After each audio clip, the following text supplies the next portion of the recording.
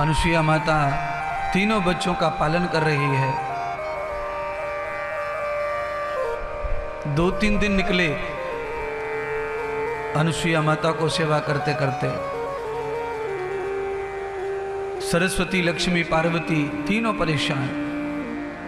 देवता लौटे नहीं अपने अपने लोक में। नारद जी के पास में जाकर तीनों देवियों ने अपनी बात कही, बताई, समझाई।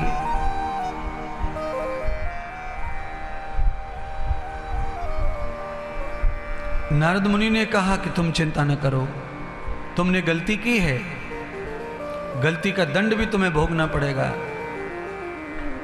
और गलती का दंड यह है कि तुम परमात्मा के लिए तड़फ रही हो, परमात्मा के लिए, अपने पतियों के लिए। वो देवी इतनी महान है कि वो तुम्हारे पतियों को अवश्य वापस कर देगी।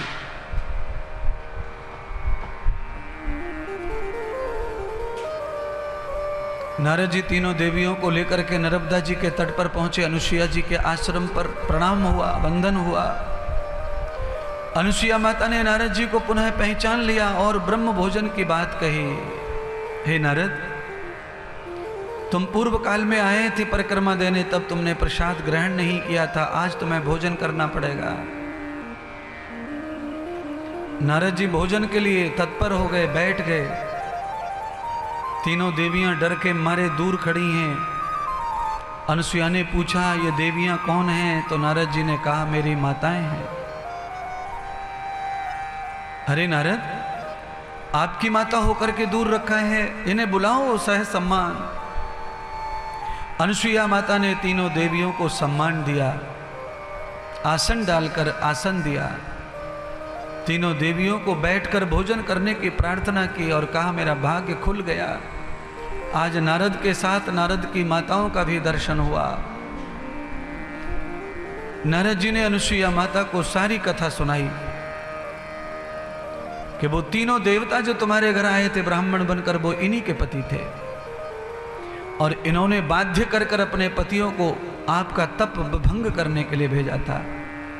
पर आपकी तपस्या के प्रभाव से तीनों देवताओं बालक का रूप बन गए और ये पालने में जो बालक हैं वो वही तीनों देवता हैं, ब्रह्मा, विष्णु, महेश। इसलिए हे देवी, आप तो महान हृदय की हैं, कृपा करो।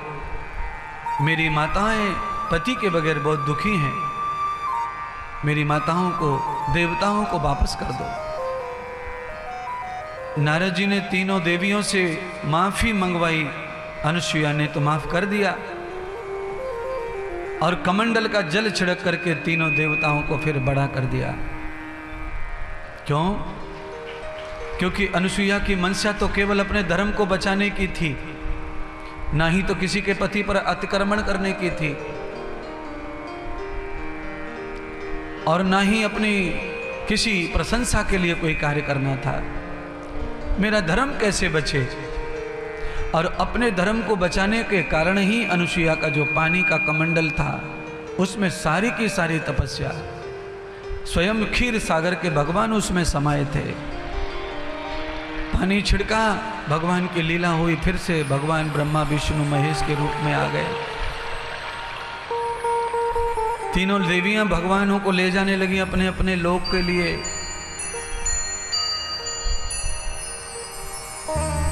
अनुसुईया माता को थोड़ा कष्ट हुआ क्योंकि मोह हो गया था बच्चों से।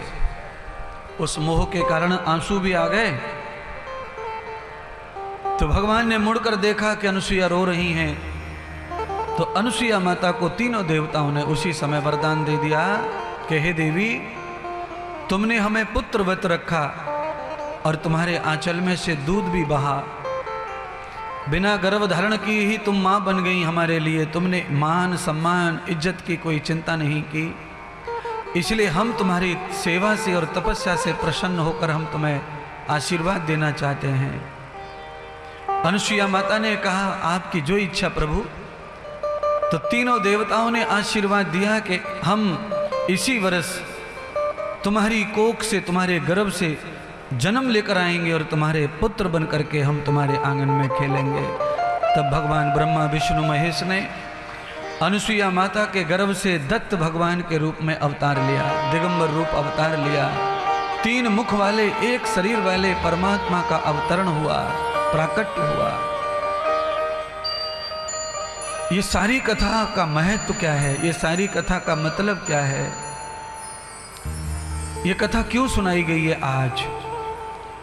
ये कथा सुनाई इसीलिए गई है कि संत सेवा से क्या फल मिल सकता है।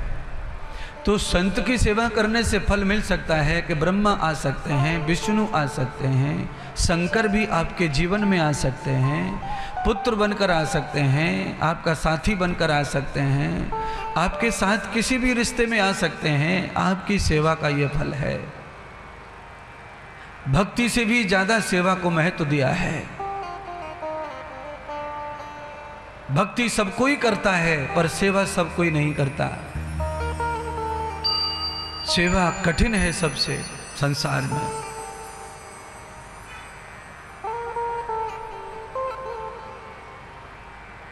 शास्त्र तो कहते हैं कि अनिरतम सेवा गति, अनिरतम सेवा महे, बिना रुके बिना थके निरंतर सेवा करो। और सेवा का कोई हद नहीं होती है, सेवा की कोई सीमा नहीं होती है कि हम कितनी सेवा करें और क्या सेवा करें। जो सेवा, जितनी सेवा मिल जाए वो सब सेवा स्वीकार कर लो, भाग्य समझो अपना। महात्मा के, गुरुजनों के कोई भी सेवा मिल रही है तो उसे अपना भाग्य मानो, कृपा मानो। अगर वो सेवा छिन गई तो दुर्भाग्य मानो। ऐसा समझो कोई पाप आ गया, उस पाप ने हमारी सेवा छिना ली, हमारी सेवा से हमें वंचित कर दिया।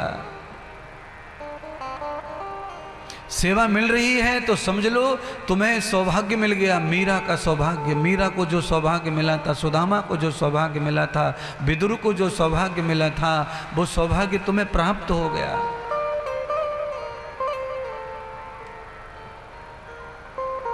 ये समझा रहे हैं नारद जी मैत्री ऋषि को, यही समझा रहे हैं श्री सुखदेव जी चक्रवर्ती सम्राट राजा परीक्षित को।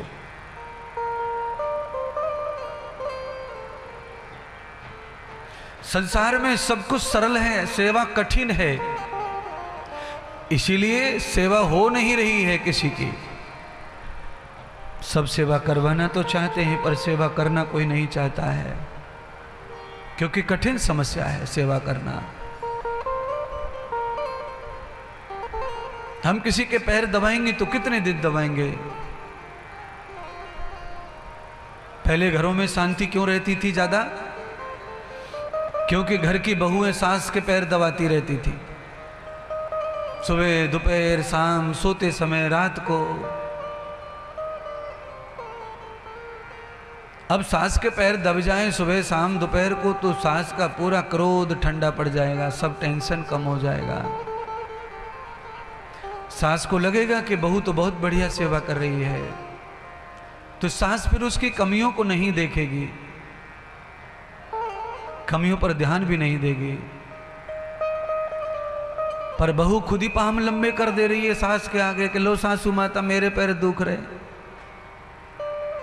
तो फिर सास क्या करेगी? सास फिर कमियों को ध्यान देगी, बहू की बुराई को ध्यान देगी, और उसी बुराई को कहेगी, बोलेगी तो झगड़ा बढ़ेगा, ईर्ष्या बढ़ेगी, घृणा बढ़ेगी, उसके कारण घर में अशांति फैलेगी।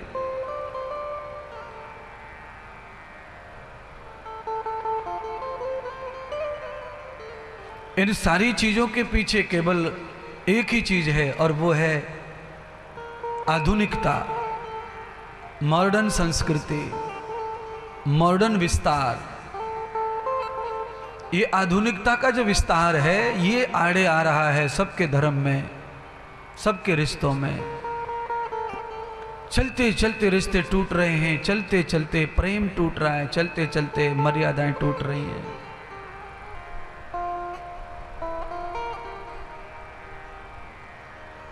मुझे नहीं लगता कि मीरा के पास में कुछ ऐसा रह गया होगा तन में मन में जो श्याम का ना हुआ हो, इसलिए मीरा आज पूज रही है। उस समय तो मीरा पे उंगली उठी,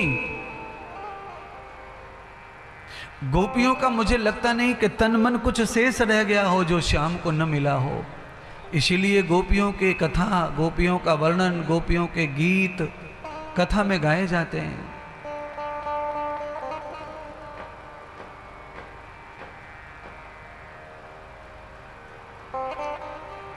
अवसर मिले, मौका मिले पूरे जीवन में तो क्यों छोड़ना अवसर को और मौके को। भगवान रोज हाथ नहीं आते, सेवा रोज नहीं मिलती। कितनी पीढ़ियां बीत गई, कितने युग बीत गए, कितने दादा दादी मर गए, चले गए, तब जा करके कहीं मौका मिलता है। तो मौके को मत छोड़ो, पकड़ के लो, सेवा करो, आगे बढ़ जाओ। कितने आगे, परमात्मा चारों ओर तुम्हारे ऊपर कृपा बरसाने लगे, इतने आगे बढ़ जाओ। सेवा का ही फल है, सेवा से होता है ये।